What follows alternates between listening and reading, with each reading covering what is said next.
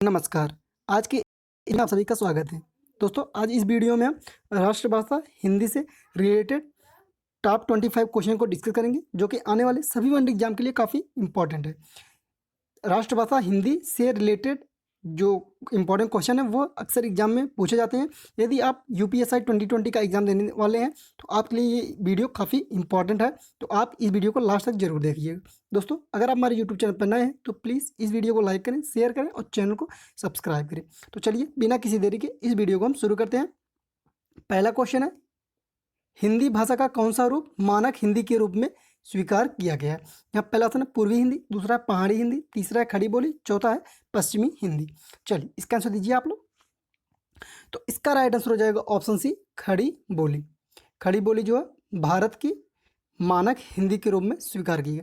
अब मानक हिंदी क्या होता है? मानक हिंदी मतलब वह भाषा जिसमें किसी राष्ट्र का जो सरकारी कार्य है, शिक्षा का कार्य है, जिनमें उन देश के सभी कार्यों को किया जाता है, ऐसी भाषा को क्या कहते हैं? मानक भाषा कहते हैं। यानी हमारे देश की जो में कार्य होते हैं किस भाषा में होते हैं? खड़ी बोली में होते हैं। तो यहाँ की क्या है? मानक भाषा क्या है? हिंदी है। तो आप लोग इतना याद रखिएगा। चलिए अगला क्वेश्चन देखते हैं। यहाँ पे क्वेश्चन नंबर 2 है, हिंदी की कितनी उपभाषाएं हैं? यहाँ पहला ऑप्शन 3, दूसरा 4, तीसरा ऑप्शन 5 और चौथा है 6। चलिए इसका आंसर दीजिए आप लोग। तो इसका राइट आंसर हो जाएगा ऑप्शन सी, 5। हिंदी की 5 उपभाषाएं हैं, 5। ऑप्शन सी बिल्कुल सही होगा। कौन कौन सी? राजस्थानी, पश्चिमी हिंदी, पूर्वी हिंदी, बिहारी और पहाड़ी। राजस्थानी जो है राजस्थान में बोली जाती है, पश्चिमी हिंदी हरियाणा उत्तर प्रदेश में बोली जाती है, पूर्वी हिंदी मध्य प्रदेश उत्तर प्रदेश छत्तीसगढ़ में बोली जाती है, बिहारी हिंदी जो है बिहार और उत्तर प्रदेश में बोली जाती है, और पहाड़ी हिंदी जो है हिमाचल प्रदेश और उत्तराखंड में बोली जाती है। तो आप लोग इतना याद रखिएगा। चलिए अगला क्वेश्चन देखते हैं। यहाँ क्वेश्चन नंबर 3 है, संविधान के अनुच्छेद 344 के ए के अनुपालन में भारत के राष्ट्रपति ने राजभाषा आयोग का गठन कब किया? यहाँ पहला ऑप्शन है 1960 में, दूसरा ऑप्शन है 1955 में, तीसरा ऑप्शन है 1965 में, चौथा ऑप्शन है 1970 में। चलिए इसका आंसर दीजिए आप लोग। तो इसका राइट आंसर हो जाएगा ऑप्शन बी, 1955 में। 7 जून 1955 को जो है श्री बीजी खेर की अध्यक्षता में राजभाषा आयोग का गठन किया गया था। राजभाषा आयोग का गठन किया गया था। कब किया गया था? 1955 ईस्वी में श्री बीजी खेर की अध्यक्षता में। तो आप लोग इतना याद रखिएगा। चलिए अगला क्वेश्चन देखते हैं। यहाँ पे क्वेश्चन नंबर 4 है, हिंदी शब्द किसका दिया हुआ है? यहाँ पहला ऑप्शन है आर्यों का, दूसरा ईरानियों का, तीसरा ऑप्शन है यूनानियों का और चौथा ऑप्शन है तुर्कियों का। चलिए इसका आंसर दीजिए आप लोग। तो इसका राइट आंसर हो जाएगा ऑप्शन बी, ईरानियों का। हिंदी भाषा किसका दिया हुआ है? ईरानियों का। चलिए अगला क्वेश्चन देते हैं। क्वेश्चन नंबर 5 है, पंजाबी भाषा का की लिपि क्या है? यहाँ पहला ऑप्शन देवनागरी, दूसरा है गुरमुखी, तीसरा अपभ्रंश, चौथा ऑप्शन है संस्कृत। चलिए इसका आंसर दीजिए आप लोग। तो इसका राइट आंसर हो जाएगा ऑप्शन बी, गुरमुखी। गुरमुखी जो पंजाबी भाषा की लिपि गुरमुखी है। चलिए अगला क्वेश्चन देखते हैं। यहाँ पे दोस्तों, अगर आपको ये वीडियो अच्छा लगता है, हेल्पफुल लगता है किसी वनडे एग्जाम के लिए या फिर एंट्रेंस के लिए, तो आप इस वीडियो को लाइक करें, शेयर करें और चैनल को जरूर सब्सक्राइब करें। साथ में बेल आइकन दबाएं ताकि आने वाली हर वीडियो की जानकारी आप तक आसानी से पहुंच सके। चलिए क्वेश्चन नंबर 6 है, हिंदी किस अनुच्छेद के तहत राष्ट्रभाषा कहलाई? यहाँ पहला ऑप्शन है अनुच्छेद 343, दूसरा ऑप्शन है अनुच्छेद 346, तीसरा ऑप्शन है अनुच्छेद 356 और चौथा ऑप्शन है अनुच्छेद 360। चलिए इसका आंसर दीजिए आप लोग। तो इसका राइट आंसर हो जाएगा ऑप्शन ए, अनुच्छेद 343 के अंतर्गत जो है हिंदी राष्ट्रभाषा कहलाती है। चलिए अगला क्वेश्चन देखते हैं। यहाँ पे क्वेश्चन नंबर 7 है, हिंदी भाषा को राजभाषा कब घोषित किया गया? यहाँ पहला ऑप्शन 14 सितंबर 1949 को, दूसरा ऑप्शन है 26 जनवरी 1950 को, तीसरा ऑप्शन है 15 अगस्त 1947 को और चौथा ऑप्शन है 11 सितंबर 1955 को। चलिए इसका आंसर दीजिए आप लोग। तो इसका राइट आंसर हो जाएगा ऑप्शन ए, 14 सितंबर 1949 को हिंदी को जो है राजभाषा घोषित किया गया था। ये डेट याद रखिएगा, इंपॉर्टेंट है। चलिए अगला क्वेश्चन देखते हैं। यहाँ पे क्वेश्चन नंबर 8 है, संस्कृत भाषा से पहले कौन सी भाषा थी? यहाँ पहला ऑप्शन पाली, दूसरा है मगधी, तीसरा है प्राकृत और चौथा ऑप्शन है हिंदी। चलिए इसका आंसर दीजिए आप लोग। तो इसका राइट आंसर हो जाएगा ऑप्शन सी, प्राकृति। हिंदी भाषा जो संस्कृत भाषा जो है देव भाषा भी कहलाती है और सबसे पुरानी भाषाओं में से एक है, और उससे पहले क्या है? प्राकृत भाषा थी। चलिए अगला क्वेश्चन देखते हैं। यहाँ पर क्वेश्चन नंबर 9 है, हिंदी भाषा की उत्पत्ति किस भाषा से हुई है? यहाँ पहला ऑप्शन है लौकिक संस्कृति, दूसरा है वैदिक संस्कृति, तीसरा है सौरसेनी अपभ्रंश और चौथा ऑप्शन है मगधी। चलिए इसका आंसर दीजिए आप लोग। तो इसका राइट आंसर हो जाएगा ऑप्शन सी, सौरसेनी अपभ्रंश से हुई है हिंदी भाषा की उत्पत्ति। चलिए अगला क्वेश्चन देखते हैं, क्वेश्चन नंबर 10 है, अरबी भाषा का कौन सा शब्द है? यहाँ पहला ऑप्शन नमाज, दूसरा है दीदार, तीसरा है गुना और चौथा ऑप्शन है गवाह। चलिए इसका आंसर दीजिए आप लोग। एग्जाम में इनसे क्वेश्चन बनते हैं कि आपको उसमें 4 ऑप्शन दिया रहेगा कई भाषाओं में, आपको उनमें पूछा अरबी भाषा कौन सा है, या फिर मुस्लिम भाषा कौन सा है, कौन सा हिंदी भाषा का है, कौन सा फारसी भाषा का है, तो आपको पहचाना रहता है। तो यहाँ पे अरबी भाषा पूछ रहा है, तो इसका राइट आंसर हो जाएगा ऑप्शन सी, गुना। गुना जो है अरबी भाषा है।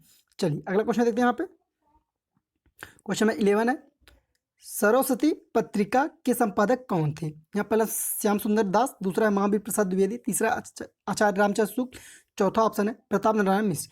चलिए इसका आंसर दीजिए आप लोग। सरस्वती पत्रिका के संपादक कौन है? तो इसका राइट आंसर हो जाएगा ऑप्शन बी, महावीर प्रसाद द्विवेदी। चलिए अगला क्वेश्चन देखते हैं। यहाँ पे क्वेश्चन नंबर 12 है, रिक्शा किस भाषा का शब्द है? यहाँ पहला ऑप्शन चीनी, दूसरा है रूसी, तीसरा ऑप्शन जापानी, चौथा है जर्मनी। चलिए इसका आंसर दीजिए आप लोग। रिक्शा जो है किस भाषा का शब्द है? तो इसका राइट आंसर हो जाएगा ऑप्शन सी, जापानी।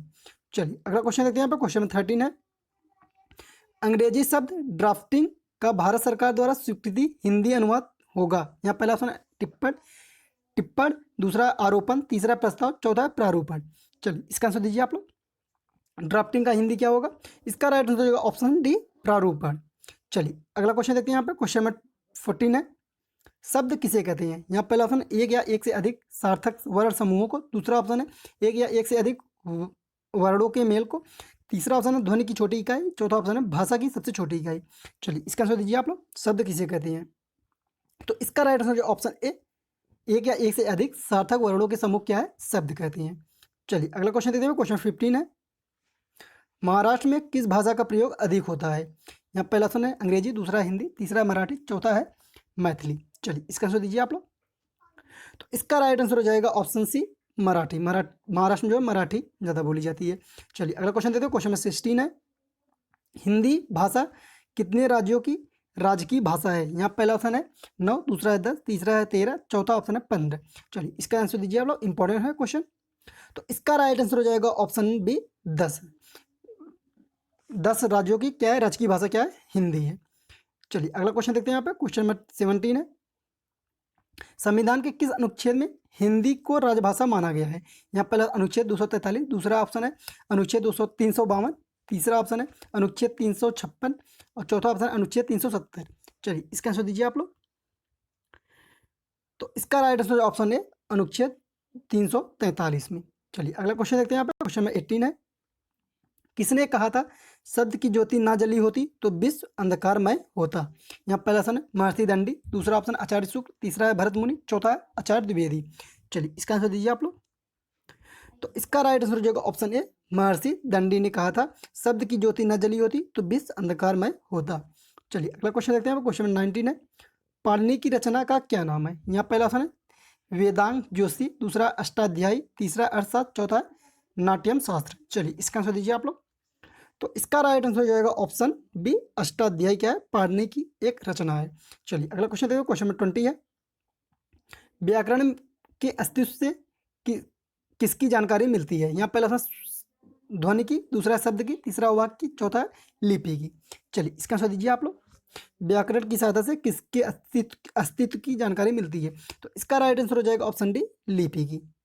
चलिए अगला क्वेश्चन देखते हैं। क्वेश्चन नंबर 21 है, हिंदी भाषा की लिपि क्या है? यहाँ पहला ऑप्शन ब्राह्मी, दूसरा है देवनागरी, तीसरा है जननागरी, चौथा ऑप्शन है अरामाइक। चलिए इसका आंसर दीजिए आप लोग। तो इसका राइट आंसर हो जाएगा ऑप्शन बी, देवनागरी। चलिए अगला क्वेश्चन देखते हैं। यहाँ पे क्वेश्चन नंबर 22 है, हिंदी को मानव रूप प्रदान करने का प्रथम प्रयास किसने किया था? यहाँ पहला ऑप्शन है किशोरीदास वाजपेयी, दूसरा है किशोरीलाल गोस्वामी, तीसरा ऑप्शन है श्याम सुंदर दास, चौथा है डॉक्टर नगेंद्र। चलिए इसका आंसर दीजिए आप लोग। तो इसका राइट आंसर हो जाएगा ऑप्शन ए, किशोरीदास वाजपेयी ने हिंदी को जो है मानक रूप प्रदान करने का सर्वप्रथम प्रयास किया था। चलिए अगला क्वेश्चन देखते हैं। क्वेश्चन नंबर 23 है, स्वामी दयानंद सरस्वती ने किसकी रचना हिंदी भाषा में की थी? यहाँ पहला ऑप्शन है योग वशिष्ठ, दूसरा है सुधा सागर, तीसरा सत्यार्थ प्रकाश, चौथा ऑप्शन है वेदांत धर्म। चलिए इसका आंसर दीजिए आप लोग। स्वामी दयानंद सरस्वती की कौन सी रचना हिंदी में है? तो इसका राइट हो जाएगा ऑप्शन सी सत्यार्थ प्रकाश। चलिए अगला क्वेश्चन देखते हैं। यहाँ पर क्वेश्चन नंबर 24 है, कन्नौजी हिंदी की किस उपभाषा की एक बोली है? यहाँ पहला ऑप्शन है पूर्वी हिंदी, दूसरा है पश्चिमी हिंदी, तीसरा है राजस्थानी हिंदी, चौथा है पहाड़ी हिंदी। चलिए इसका आंसर दीजिए आप लोग। तो इसका राइट आंसर हो जाएगा ऑप्शन बी पश्चिमी हिंदी का एक क्या है उपभाषा है कन्नौजी हिंदी। जो हिंदी भाषा की 5 उपभाषाएं हैं, 5 उपभाषाओं के भी अलग अलग प्रकार की बोलियां हैं, जिसमें एक कन्नौजी हिंदी है। वह किस उपभाषा में आती है? पश्चिमी हिंदी में आती है। चलिए अगला क्वेश्चन देखते हैं। यहाँ पे क्वेश्चन 25 है, लास्ट है इस सेशन का। निम्न में से कौन सी बिहारी हिंदी की बोली है? यहाँ पहला ऑप्शन बुंदेली, दूसरा है मगही, तीसरा है हड़ौती, चौथा ऑप्शन है अवधी। चलिए इसका आंसर दीजिए आप लोग। तो इसका राइट आंसर हो जाएगा ऑप्शन बी मगही। मगही जो है बिहारी हिंदी के अंतर्गत बोली जाने वाली एक भाषा है। दोस्तों अगर आपको ये वीडियो अच्छा लगा, हेल्पफुल लगा, तो आप इस वीडियो को लाइक करें, शेयर करें और चैनल को सब्सक्राइब करें, साथ में बेल आइकन दबाएं ताकि आने वाली हर वीडियो की जानकारी आप तक आसानी से पहुंच सके। मिलते हैं अगले वीडियो में, तब तक के लिए धन्यवाद।